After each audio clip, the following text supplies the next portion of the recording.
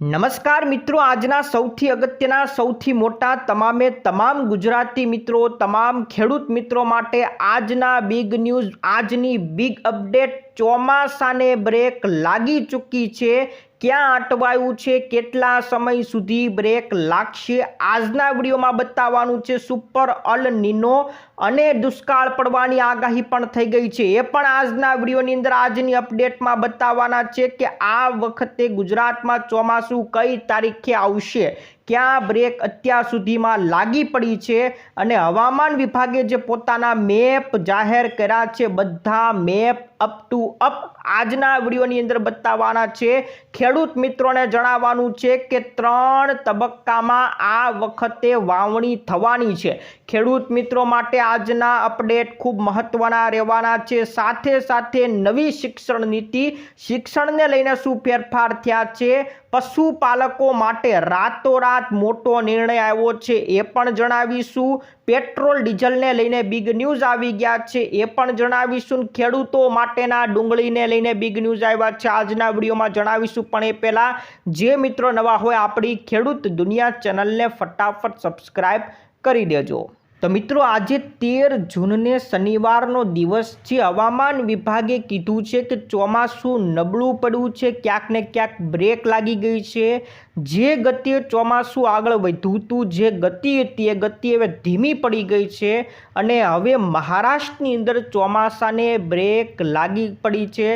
આ સમાચાર આપણે અગાઉ પણ આપણી ફેસબુક પોસ્ટમાં આપેલા હતા, એ સમાચાર સૌપ્રથમ બતાવી દઉં. આપણે કીધું હતું ફેસબુક પોસ્ટની અંદર કે કેરળથી મહારાષ્ટ્ર સુધી ચોમાસું ફૂલ ગતિએ, ફૂલ ઝડપે આગળ વધ્યું. એમાં 1-2 દિવસની અંદર જ મહારાષ્ટ્રની અંદર ચોમાસું પહોંચી ગયું, પણ પછી ચોમાસું નબળું પડતું દેખાણું. એટલે આપણે પોસ્ટ કરી દીધી હતી કે હવે મહારાષ્ટ્રમાં કદાચ ચોમાસાને બ્રેક લાગે એવી શક્યતા છે અને જો બ્રેક લાગશે તો 15 જૂન પછી જ ગુજરાતમાં ચોમાસાની એન્ટ્રી થશે, એવું આપણે અગાઉથી પોસ્ટ કરી દીધી હતી. અને એ મુજબ મિત્રો ચોમાસાને આ જગ્યાએ, જે જગ્યાએ આપણે પોસ્ટ કરી હતી, ત્યાં જ બ્રેક લાગીને પડી છે, ત્યાં ચોમાસું પડ્યું છે. તમને મેપ દ્વારા પણ બતાવી દઉં, હવામાન વિભાગે પોતાનો એ મેપ પણ જાહેર કર્યો છે. આ રહ્યો મિત્રો ભારતીય હવામાન વિભાગનો મેપ, એટલે કે ભારતીય હવામાન વિભાગે પોતાનો મેપ જે જાહેર કર્યો છે. ઝૂમ કરીને મિત્રો તમામ મિત્રોને બતાવી દઉં કે અહીંયા જે ચોમાસું આ લીટી ઉપર છે એ નૈયા 8 તારીખથી છે. આ બાજુ પણ તમે ફોકસ કરો, 8 તારીખે મહારાષ્ટ્રના આ વિસ્તારમાં ચોમાસું આવ્યું હતું અને 12 તારીખની અપડેટ સુધી અહીંયા લખ્યું છે 8 તારીખથી 12 તારીખ સુધી હજી આ વિસ્તારમાં ચોમાસું પડ્યું છે. એટલે મિત્રો આ વિસ્તારની અંદર 8 તારીખથી લઈને 12 તારીખ સુધી ચોમાસું, આ ગઈકાલ સુધીની અપડેટ છે. આજે 13 તારીખ છે, તો આજથી કદાચ ચોમાસું આગળ વધવાની શરૂઆત કરશે. આજે બપોરે 3 વાગે ફરીથી હવામાન વિભાગ પોતાનો રિપોર્ટ જાહેર કરશે, ત્યારે ખબર પડશે કે ચોમાસું આગળ વધ્યું છે કે નહીં. પરંતુ અત્યાર સુધીની હાલની જે અપડેટ છે ત્યાં સુધીમાં અહીંયા બ્રેક 8 તારીખથી લાગીને પડ્યું છે. એટલે મિત્રો ચોમાસું આ નબળું પડીને બ્રેક લાગી ચૂકી છે અને હવે જો આગળ વધશે તો એ પણ ધીમી ગતિએ આગળ વધવાનું છે. એટલે મિત્રો ગુજરાતમાં ચોમાસું આવતા 15 તારીખની આજુબાજુ થવાનું છે.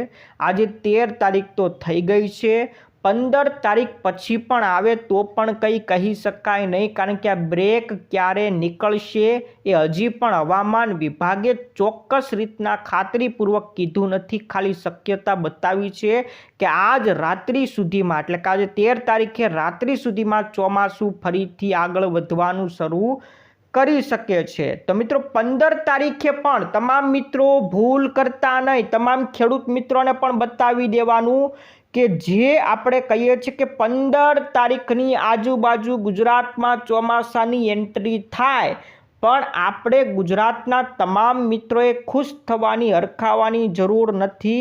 15 તારીખે જે દક્ષિણ ગુજરાતનો આ છેડો છે એ વિસ્તારમાં એન્ટ્રી થવાની, એટલે કે 15 તારીખની આજુબાજુ અથવા તો 15 તારીખ પછી જ્યારે પણ એન્ટ્રી થાય એ ગુજરાતના દક્ષિણ છેડામાં થવાની છે, એટલે દક્ષિણ ભાગમાં વરસાદ ચોમાસું બેસવાનું છે. આને કારણે જે સૌરાષ્ટ્રનો આ દરિયાકાંઠાનો ભાગ છે ત્યાં પણ વરસાદ પડી શકે છે. તો આ વિસ્તારમાં એટલે કે દક્ષિણ ગુજરાતની અંદર સૌપ્રથમ વરસાદ પડવાની છે. તમામ ખેડૂત મિત્રોને કહી દઈએ કે આ વખતે 3 તબક્કાની અંદર વાવણી થવાની છે, એટલે એક ઝાટકે આખા ગુજરાતમાં વાવણી થવાની નથી. એટલે કે એનો મતલબ સાર્વત્રિક રીતના ગુજરાતમાં વરસાદ પડવાનો નથી, 3 તબક્કામાં થશે. પહેલો તબક્કો લખી લ્યો, આ દક્ષિણ ગુજરાતની અંદર આવશે. સૌ પ્રથમ દક્ષિણ ગુજરાતના ખેડૂતો વાવણી કરવાના છે અને સૌરાષ્ટ્રના જે દરિયાકાંઠાના જે ખેડૂતો છે એમના માટે વાવણી થવાની છે.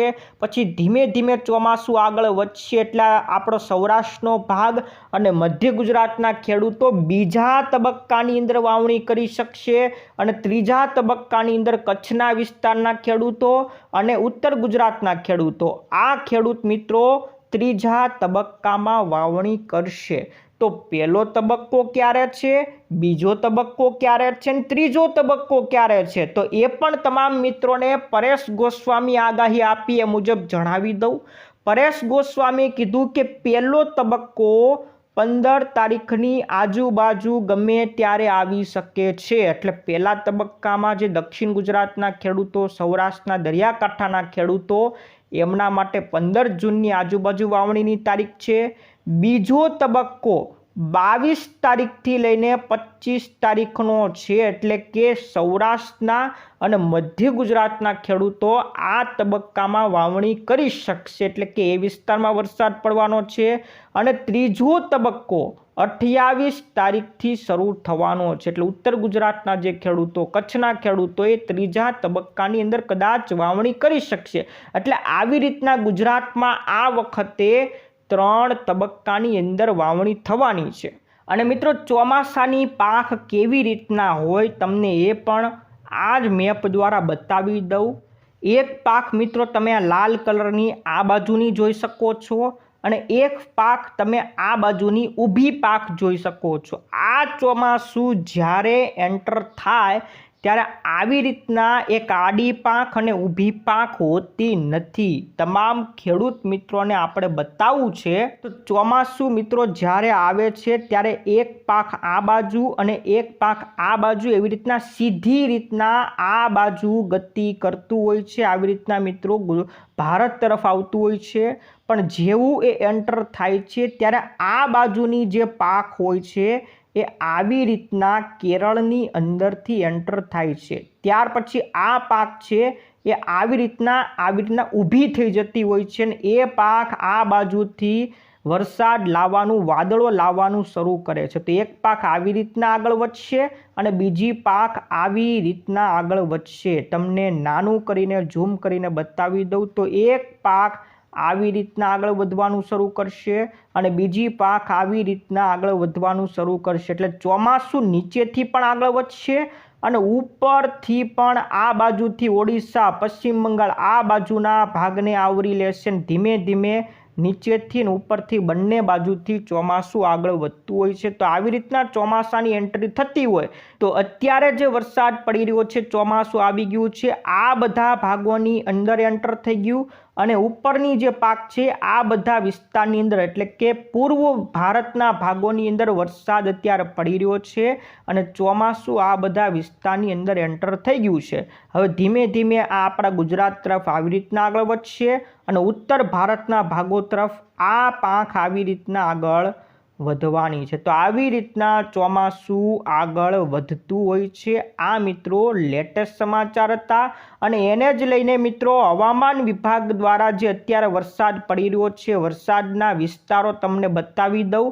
અત્યારે જે વધુ વરસાદ પડી રહ્યો છે એ આ વિસ્તારની અંદર પડી રહ્યો છે કારણ કે ત્યાં ડિસ્ટર્બન્સ સર્જાયું છે ઉત્તર ભારતના ભાગોની અંદર અને આ પૂર્વ ભાગોની અંદર, કારણ કે અહીંયા ચોમાસાની પાક આવી ચૂકી છે. આ બીજી પાક છે એ આ વિસ્તારની અંદર છે અને નીચેના ભાગોની અંદર એટલે કે જે પહેલી પાખ હતી એ આ વિસ્તારની અંદર આવી ગઈ છે, એટલે નીચેના ભાગોની અંદર પણ વરસાદ પડી રહ્યો છે. એટલે આ વિસ્તાર આખો ભારતની અંદર વરસાદ પડી રહ્યો છે. ગુજરાતની અંદર હજી કોઈ શક્યતા નથી, કારણ કે અત્યારે મહારાષ્ટ્રની અંદર આ વિસ્તારમાં ચોમાસું અટકીને પડ્યું છે. હવે આજની તારીખની અંદર કદાચ ચોમાસું આગળ વધવાનું શરૂ કરે એવી શક્યતા દર્શાવવામાં આવી છે. ત્યારે તમામ મિત્રોને બતાવવાનું કે હવામાન વિભાગે આજે ગુજરાતમાં કયા કયા વિસ્તારની અંદર આગાહી કરી છે. હવામાન વિભાગે કીધું છે કે આવનારા 7 દિવસ હળવો વરસાદ પડી શકે છે, જેમાં દક્ષિણ ગુજરાતની અંદર વલસાડ, દમણ, વાપી, દાદરાનગર હવેલી, બનાસકાંઠા, સાબરકાંઠા, મહેસાણા, પાટણ, આ ઉત્તર ગુજરાતનો ભાગ, એ બધા ભાગમાં હળવો કદાચ વરસાદ પડી શકે. 16 જૂનથી સૌરાષ્ટ્રના અનેક ભાગોમાં વરસાદની શક્યતા દર્શાવવામાં આવી છે. જો કે 15 તારીખ પછી ચોમાસું બેસી જાય તો 16 તારીખ પછી વરસાદની આગાહી કરવામાં આવી છે. તો મિત્રો આ હતી હવામાન વિભાગની આગાહી. ત્યારે બીજી તરફ મિત્રો અલ નીનોની આગાહી પણ બતાવી દઉં. આ વખતે વિશ્વ હવામાન સંસ્થાએ એક પોતાનો રિપોર્ટ, એક સેટેલાઇટ તસવીર મોકલી છે. આવી કંઈક તસવીર છે અને આ તસવીરમાં આપણો જે કલર બતાવવામાં આવ્યો છે ઓરેન્જ કલર છે. ઓરેન્જ કલરનો મતલબ થાય કાં તો ઓછો વરસાદ પડે કાં તો દુષ્કાળ પડી શકે છે. અને આપણા ભારતમાં પણ ઓરેન્જ કલર આપવામાં આવ્યો છે, એટલે ભારતમાં દુષ્કાળ પડવાની આગાહી કરી છે. અને એને પગલે કેન્દ્ર સરકારે આપણા તમામ રાજ્યોની અંદર ખેડૂતોને એલર્ટ કરવાનો આદેશ આપી દીધો છે. તમામ ખેડૂતોને અત્યારે એલર્ટ કરો કે આ વખતે કંઈક અલગ થવાનું છે, અલ નીનો બનવાનું છે. તો તમામ ખેડૂતોને અત્યારે અલર્ટ રહેવા સૂચના આપી છે. આપણા ગુજરાતમાં શું થાય એ હજી કોઈને કાંઈ ખબર નથી. અલગ અલગ રાજ્યોમાં અલગ અલગ વસ્તુ થઈ શકે છે. તો તમામ મિત્રો માટે સૌથી અગત્યના મોટા સમાચાર હતા. આ બાજુ રાતોરાત પશુપાલકો માટે ઝટકો આપી દેવામાં આવ્યો છે. મહેસાણાની દૂધસાગર ડેરીએ સાગર દાળના ભાવમાં પ્રતિ બોરી 200 થી 250 રૂપિયા એટલે કે એક ઝાટકે 250 રૂપિયાનો વધારો પશુના આહાર એટલે ખાણના ભાવમાં વધારી દેવામાં આવ્યા છે, જેથી પશુપાલકો અત્યારે ભારે રોષમાં છે. અને 10 દિવસની અંદર ભાવ ઓછા નહીં કરે તો ભારે આંદોલન કરવામાં આવશે એવી પણ ચીમકી આપવામાં આવી છે. ત્યારે તમામ મિત્રોને એક બીજા બિગ ન્યૂઝ. હવે મિત્રો એક નવી શિક્ષણ નીતિ, ભણવાની આખી નવી રીત આવવાની છે. ગોખણિયું જ્ઞાન હવે છૂટી જવાનું છે. હવે જે આપણે અત્યાર સુધી ગોખતા હતા એ ગોખણિયા જ્ઞાનમાંથી મુક્તિ આપીને 5+3+3+4નું એક નવું મોડલ વિકસાવવામાં આવશે, જેમાં પહેલું 5 વર્ષ આંગણવાડીથી લઈને ધોરણ 2 સુધી રહેશે. એમાં ભણાવવા ગણાવવાનું કાંઈ નથી, ખાલી બાળકોને રમત-ગમત ઉપર અને બીજી પ્રવૃત્તિ ઉપર ધ્યાન આપવાનું. એટલે ધોરણ 2 સુધી ભણવાનું બિલકુલ નથી. પછીના 3 વર્ષ એટલે ધોરણ 3, 4 અને 5 સુધી અહીં બાળકોને સૌપ્રથમ ભણાવવાની શરૂઆત કરશે, જેમાં ગણિત, વિજ્ઞાન અને બાકીના વિષયો કેવા હોય એનો હજી પરિચય આપવાનો રહેશે. પછીના 3 વર્ષ એટલે ધોરણ 6, 7 અને 8ની અંદર આ બધા વિષયો જે પરિચય આપ્યો એનું ઊંડાણવાળું જ્ઞાન આપવામાં આવશે, સાથે પ્રેક્ટિકલો કરવામાં આવશે. અને જે કોડિંગ અત્યારે જે વેબસાઇટ બનાવવા માટે અને કોમ્પ્યુટરની જે ભાષાઓ હોય છે કોડિંગ, એ પણ શીખવવામાં આવશે. એટલે બાળકોને અલગ ટેકનોલોજી પણ શીખવવામાં આવશે. અને પછીના 4 વર્ષ એટલે ધોરણ 9, 10, 11 અને 12ની અંદર તમારે શું આગળ જઈને બનવું છે એના ઉપર વિચાર કરવામાં આવશે. એના કરિયરના જે લક્ષ્યો છે એના ઉપર ધ્યાન કેન્દ્રિત કરવામાં આવશે. એટલે અત્યાર સુધી જે ગોખવવામાં આવતું હતું, આગળ શું એનો કોઈ ઉપયોગ નહોતો, એ બધા વિષયો હવે કાઢી નાખવામાં આવશે. હવે નવા વિષયો, નવી ભણવાની રીત અને શિક્ષકોને પણ આમાં તાલીમ આપવામાં આવશે, જેથી બાળકોને નવી રીતના ભણાવી શકે, પ્રેક્ટિકલ સાથે જીવનમાં શું ઉપયોગી છે એના ઉપર ભણાવી શકે. એ માટે હવે નવી શિક્ષણ નીતિ આવવાની છે. ત્યાર પછી મિત્રો આ બાજુ પેટ્રોલ ડીઝલને લઈને એક બિગ ન્યૂઝ આવી ગયા છે. ઔદ્યોગિક અને વ્યવસાયિક સંસ્થાઓ હવે પેટ્રોલ ડીઝલ પેટ્રોલ પંપ ઉપરથી લઈ શકશે નહીં. જે ઉદ્યોગો છે, કંપનીઓ છે, એને જથ્થાબંધ પેટ્રોલની જરૂર પડતી હોય છે. તો આવા જે ઔદ્યોગિક એકમો પેટ્રોલ પંપ ઉપરથી હવે જથ્થાબંધ પેટ્રોલ ડીઝલ લઈ શકશે નહીં. એણે જો પેટ્રોલ ડીઝલ લેવું હોય તો જે જથ્થાબંધ વેચાણ કેન્દ્રો હોય ત્યાંથી જ લેવાનું રહેશે. એટલે હવે પેટ્રોલ પંપો ઉપર ઔદ્યોગિક એકમો અને વ્યવસાયિક સંસ્થાઓ ડીઝલ લઈ શકશે નહીં, પેટ્રોલ લઈ શકશે નહીં. આ પ્રતિબંધ 90 દિવસ સુધી એટલે કે આગામી 3 મહિના સુધી આ નિયમ લાગુ કરવામાં આવ્યો છે. સૌથી મોટા પેટ્રોલ ડીઝલને લઈને સમાચાર. ખેડૂતો માટે એક મોટા સમાચાર આવી ગયા છે. પીએમ કિસાન યોજનાનો તમારે લાભ લેવો હોય, ખાતામાં પૈસા જોતો હોય, 2000 રૂપિયાનો હપ્તો, તો તમારે 30 જૂન સુધીમાં કેવાયસી પૂરું કરવું પડશે, ફરજિયાત છે. ભારત સરકારના કૃષિ અને ખેડૂત કલ્યાણ વિભાગે નિર્દેશ આપી દીધો છે કે કેવાયસી પૂર્ણ કરનાર ખેડૂતોને જ આગામી હપ્તાનો લાભ મળશે. તો લાભાર્થીઓ પોતાની જાતે પીએમ કિસાન મોબાઈલ એપ્લિકેશન છે ત્યાં જઈને પણ તમે તમારું કેવાયસી જાતે ઘરે બેઠા કરાવી શકશો. તો ખેડૂત મિત્રોને કીધું છે કેવાયસી કર્યું હશે તો જ તમને હપ્તો મળશે, નકર હપ્તો મળવાનો નથી. ખેડૂત મિત્રો માટે આ બિગ ન્યૂઝ હતા. બીજા એક બિગ ન્યૂઝ ડુંગળીને લઈને આવ્યા છે. મોંઘવારીનો માર વધી રહ્યો છે ત્યારે સરકારે ડુંગળીના ભાવ વધારવાની જાહેરાત કરી છે. ભાવ વધતાની સાથે રસોડાનું બજેટ ખોરવાઈ શકે છે. આજથી ડુંગળીના નવા ભાવ લાગુ થવાના છે. જોકે સરકારે ખેડૂતોની આવક વધારવા માટે આ મોટો નિર્ણય કર્યો છે. ડુંગળીના ભાવ જે પહેલાં 15.80 રૂપિયા પ્રતિ કિલો હતા એને વધારીને હવે 16.50 રૂપિયા પ્રતિ કિલો કરવામાં આવ્યા છે. જોકે લગભગ 70 પૈસા જેવો જ વધારો કર્યો છે, બહુ ઝાઝો વધારો કર્યો નથી. તો ખેડૂતો માટે એક રાહત આપવા માટે, આવક વધારવા માટે આ મોટો નિર્ણય કર્યો એવી વાત કરી, પણ એટલા બધા કોઈ ખાસ રૂપિયા વધાર્યા નથી, 70 પૈસા જેવા જ વધારો કરવામાં આવ્યા છે. તો મિત્રો આ હતી આજની લેટેસ્ટ આગાહી. એક બીજા સમાચાર પણ સાથે સાંભળી લો. શાળા પ્રવેશોત્સવનો કાર્યક્રમ જે પહેલાં 8 થી 20 તારીખની અંદર ઉજવવાનો હતો એને હવે બદલીને 23 તારીખથી 25 તારીખ સુધી કરી નાખ્યો છે. એટલે શાળા પ્રવેશોત્સવની તારીખની અંદર આ ફેરફાર કરવામાં આવ્યો છે. 8 થી 20ના બદલે 23 થી 25 તારીખ સુધી કરવામાં આવ્યો છે. આ સૌથી મોટા બિગ ન્યૂઝ છે. આ હતા આજના સમાચાર. આજનો વિડીયો ગમ્યો હોય તો વિડીયોને એકવાર લાઈક કરી દેજો. તમારા જેટલા પણ મિત્રો હોય ફેસબુક ગ્રુપમાં કે વોટ્સઅપ ગ્રુપમાં બધાને મોકલી દેજો. મિત્રો આપણું ફેસબુક પોસ્ટ છે, તમને ત્યાં બધી માહિતી, જો અલનીનો બન્યું હતું તો એની માહિતી પણ સૌ પ્રથમ બતાવી દીધી છે.